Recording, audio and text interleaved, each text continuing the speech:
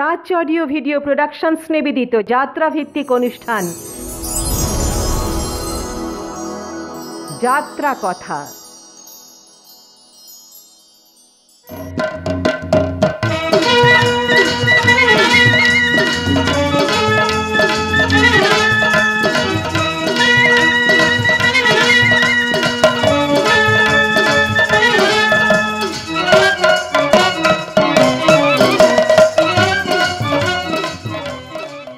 প্রাচীন লোকসংস্কৃতি হলো যাত্রা। এই অনুষ্ঠানে আপনারা দেখতে পাবেন, শুনতে পাবেন যাত্রার শুরু থেকে আজ অবধি যাত্রার নানান বিষয়, যাত্রার ইতিহাস, যাত্রাভিনয়, যাত্রা শিল্পের যাবতীয় তথ্য। অনুষ্ঠান যাত্রা কথা।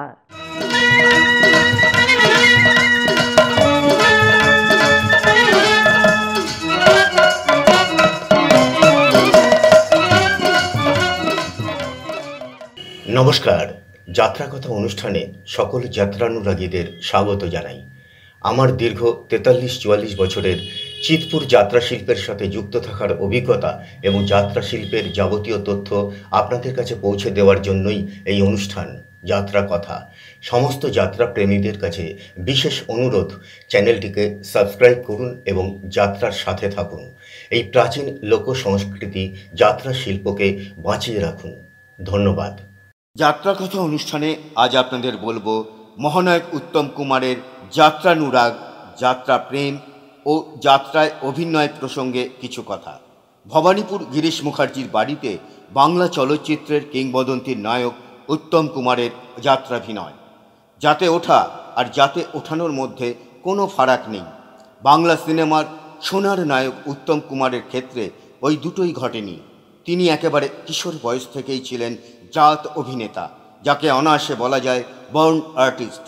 উত্তম কুমারের মাতৃদেবী উত্তম কুমারের মৃত্যুর বছর 12 আগে এক জায়গায় বলেছিলেন তাঁর 2 ছেলে আর এক বৌমা অভিনেতা ও অভিনেত্রী, যাকে ইংরেজিতে বলা হয় স্টার, অর্থাৎ তারা।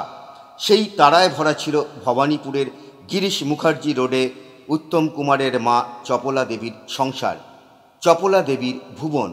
আরও একটা ব্যাপারে উত্তম কুমারের মাতৃদেবীর চাপা তৃপ্তি ছিল, তা হলো এই বর্ধিষ্ণু পরিবারে কর্তারাও ছিলেন অভিনয় পাগল। ভাসুর, স্বামী সবাই বাড়িতে তো একটা শখের থিয়েটার আখড়াই তৈরি করে রেখেছিলেন। সেদিক থেকে সেই রক্তধারার ধারক ও বাহক উত্তম কুমার। সেই সঙ্গে আরেকটা প্রবাদ ভবানীপুরের ওই পল্লীতে মিলেমিশে একাকার হয়ে গিয়েছিল। প্রবাদটি হলো, একারামে রক্ষে নেই সুগ্রীব দোসর। আসলে ভবানীপুরের গিরিশ মুখার্জি রোডের বনেদি মুখুজ্জে বাড়িতে ছিল যাত্রা আর থিয়েটার নিয়ে মাখামাখি। সেই সূত্রে ওই মুখার্জি পরিবারের সঙ্গে চাটুর্যে বাড়ির সংস্কৃতি চর্চা ও মাখামাখি বরাবরই ছিল দগদগে। ওই গিরিশ মুখার্জির বাড়ির ছেলে দিলীপ মুখার্জির সঙ্গে অরুণ ওরফে উত্তম চ্যাটার্জির গাঢ় বন্ধুত্ব ছিল ছেলেবেলা থেকেই।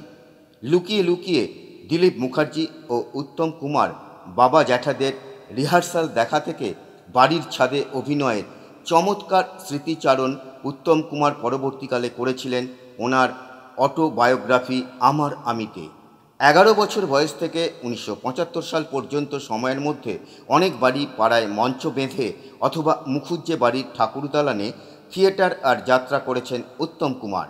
সুযোগ পেলেই যাত্রার কথা বলতেন তিনি। উত্তম কুমার যাত্রার শিল্পীদের শ্রদ্ধার সঙ্গে যেমন ছবিতে আমন্ত্রণ জানাতেন বারবার, তেমনি তারই পরিকল্পনায় যাত্রার ডাক সাইটে প্রবীণ শিল্পীরা শিল্পী সংসদের সাংগঠনিক দিকেও মিলেমিশে যেতে পেরেছিলেন। যাত্রার সর্বশক্তিমান নটসম্রাট স্বপন কুমারকে উত্তম কুমার যতখানি শ্রদ্ধার চোখে দেখতেন, অভিনেতা হিসেবে তপন কুমারকেও ভালোবাসতেন অন্তর দিয়ে। এই হেন যাত্রা প্রেমিক উত্তম কুমার প্রসঙ্গে তাঁর বাল্যবন্ধু দিলীপ মুখার্জি এক সাক্ষাৎকারে বলেছিলেন, উত্তম 1975 সালে যখন ওর 49 বছর বয়স, তখন আমাদের ঠাকুর দালানে শেষ যাত্রাভিনয় করে ব্রজেনদের নটি বিনোদিনী পালায় গুরুমুখ রায় চরিত্রে।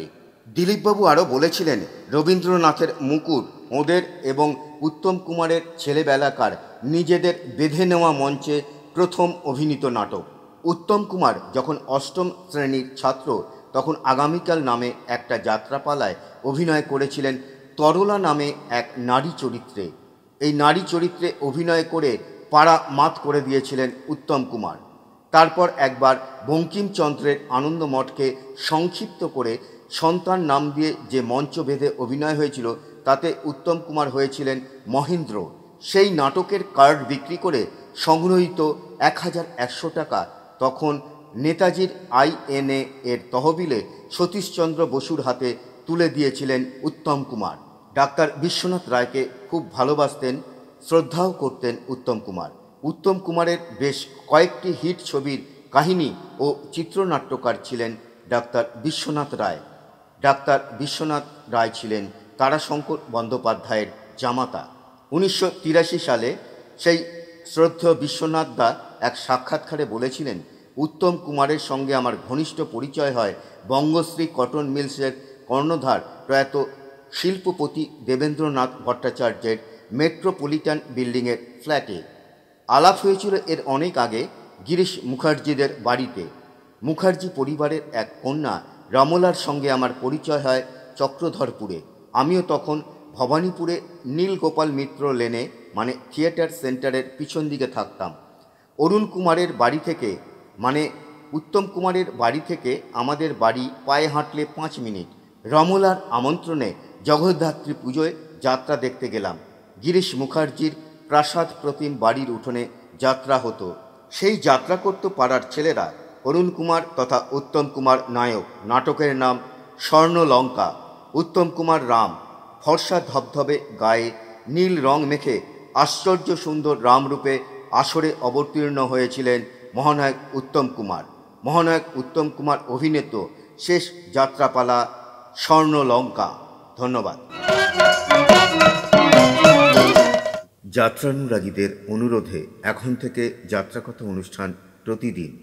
পুরনো যাত্রা দেখতে, শুনতে ও যাত্রার দুষ্প্রাপ্য তথ্য জানতে টাচ অডিও ভিডিও প্রোডাকশন চ্যানেলটিকে সাবস্ক্রাইব করুন। যাত্রাকথা অনুষ্ঠান প্রতিদিন সন্ধ্যে 6টায় দেখুন। নমস্কার।